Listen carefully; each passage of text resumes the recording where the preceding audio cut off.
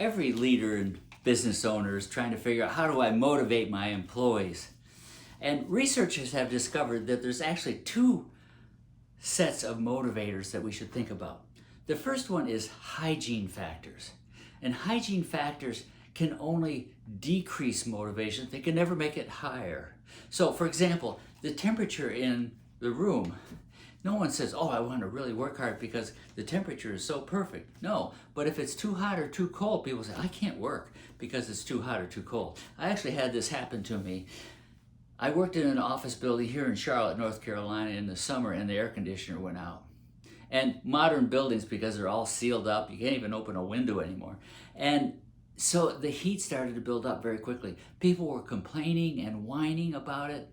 So I thought, this is a hygiene factor. I need to somehow fix this. So I went over to the manufacturing building and I went to the crib where you can sign out equipment. And I said, do you have any fans, small fans I could have? So I got a dozen small fans. This is one of them. And what I did was I brought those back to my employees and gave one to each person. And people were like, oh my God, this makes it so much better. All I was doing was addressing a very simple hygiene factor, and that was temperature. We ended up getting a fair amount of work done that day, and then eventually, of course, the air conditioning got fixed and we were okay.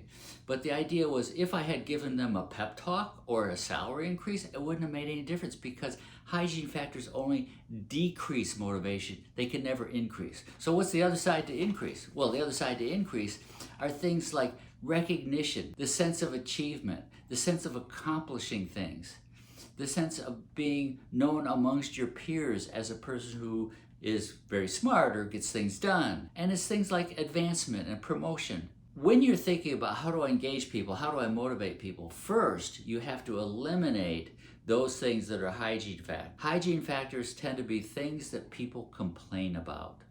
So it could be, as I mentioned, physical things, but it could also be the nature of the jobs in some cases, the working conditions, companies' policies and administration, whether they feel listened to. Those can only decrease motivation. And then once you've achieved some type of neutral position in terms of nothing is wrong, then you can start working on, how do I encourage people to higher levels of achievement and more success. Best thing in the world is to have no hygiene factors that are affecting you and lots of motivational kinds of things. You'll be a really lucky manager if you can find that balance.